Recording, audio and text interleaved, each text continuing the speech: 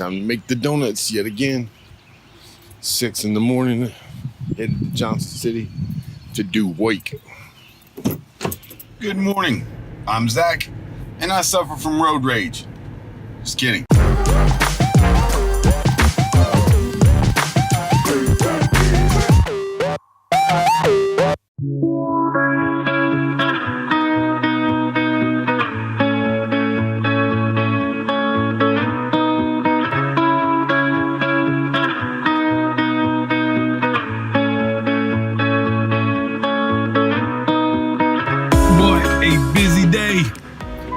Got a little time to get some gas.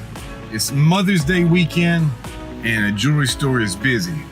So I got a little time to talk to you and dog tired. But the work thing brings up an interesting aspect because I have, I want to talk about covenant. I mentioned that in the last video. I have a covenant. You know, we use words like that and we think, well, they're just religious words. No, I actually have a covenant with a relationship with my employer, meaning we have a contract, we have an agreement. That's really all a covenant is. And spent a lot of time away from home, getting up early, not necessarily going home late, but didn't take a day off this week. And none of that's complaint, but you start asking, okay, well, is this work habit and doing all this work and being away from home so much, is it hurting the covenant relationship I have with my wife, which is paramount, which far supersedes. In fact, the job is part of my responsibilities as a husband and father. That's a whole lot to jump into, but that's what this video is about. So as I was saying, with a little bit of a lunch break, this one is about a covenant. And I have a covenant with that place right there. I have a covenant with my wife. Not necessarily any relationship, but any contract or agreement, you have this covenant with vows in it. And so it's interesting I bring up work because it serves a purpose, but I have to check that with my most important relationship outside of God, which is my wife and my children, because that job exists to support them and to take care of them, but it doesn't supersede that covenant, those vows I made especially to Laura. In the most meaningful relationships, there are covenants. There are agreements. If you want to call them a contract, sure, but I don't suggest you go home and talk about the contract you have with your wife or your husband. But it fits, it applies. I forgot my hook. That's what I'm supposed to do to hook you, to make you want to watch these videos. I forgot my mission statement. I forgot to tell you who I am, because some of you don't even know. So my name is Zach. This is my quest for greatness that I'm sharing with you, trying to focus on what it means to have a personal, real relationship with God, and not only share that with you, but help you to understand it as well, to teach other people about what really matters, how to understand all this stuff called Christianity, and also to dispel some of the myths held by Christians specifically. But I'm trying to help my brothers and sisters, those of us who walk in faith. And in the meantime, there are going to be people who come along who aren't Christians, and hopefully you will see what it really means to be a follower of Christ, warts and all. That being said, talking about in this second video about a relationship, a real personal relationship. I don't know why I keep saying real, but maybe it's because there's so many of us out there that are either fake or look fake.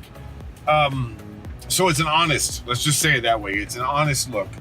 And in looking at having an honest relationship with God, talking about covenant, and it sounds like a Bible word, because people like Noah had a covenant with God where Noah obeyed God and God saw him through the flood, him and his family. God put a rainbow in the sky, and that was the covenant. That was the sign of the covenant that God would never destroy the world again by water. Anyway, Abraham had a covenant with God, walking between these animal pieces that Abraham offered as a sacrifice. And so it was Abraham had his responsibilities in that agreement, and God has his responsibilities. And ever since, and anybody that's had a relationship with God has had what's called a covenant.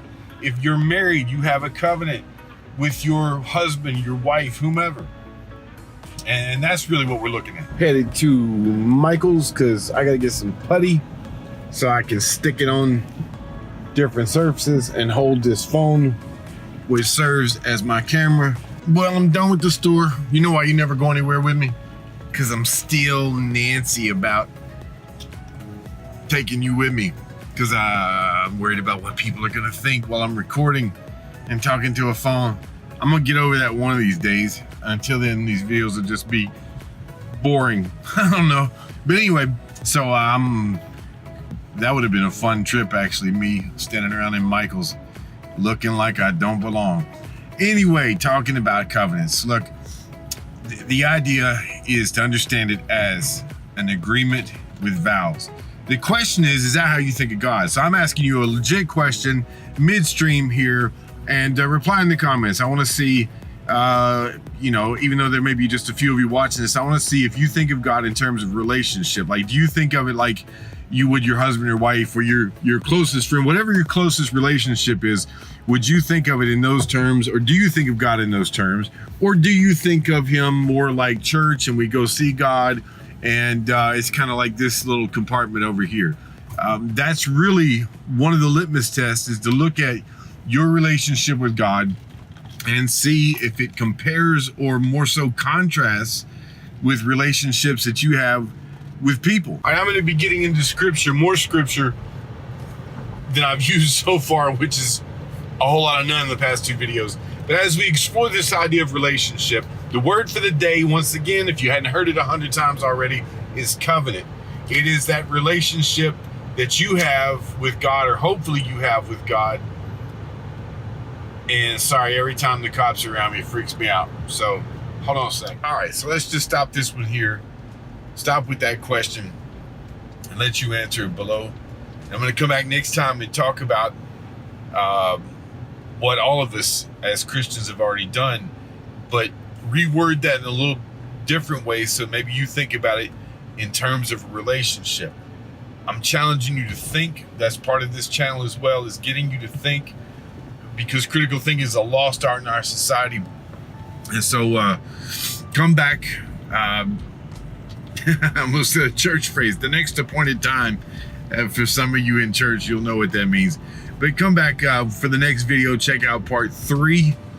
And we'll keep this thing going about a covenant and give you some ways to examine. I'll think about more questions to ask to help you self-evaluate. That's what I'm trying to do every day. That's what any child of God is trying to do, is self-evaluate and then move forward. So I hope that you're on this same quest. If not, you can contact me. I'll talk to you about anything you want. You can ask questions. Do so in the comments below. If you're new to this channel, you haven't subscribed yet, you want to keep up, if you want to just do us a favor, hit that subscribe button. The notification bell will let you know 2 times a week we will be dropping videos, usually on Tuesdays and Saturdays. And if you have, if this helps you in some way, like it. If it does not, if you disagree, dislike. At least you're engaging. And if you have ideas for future videos, let me know about those too. Otherwise, I hope y'all have a great day. Hope this helps in some way. Share it with somebody if it does also. And I'll be back soon. Check it out.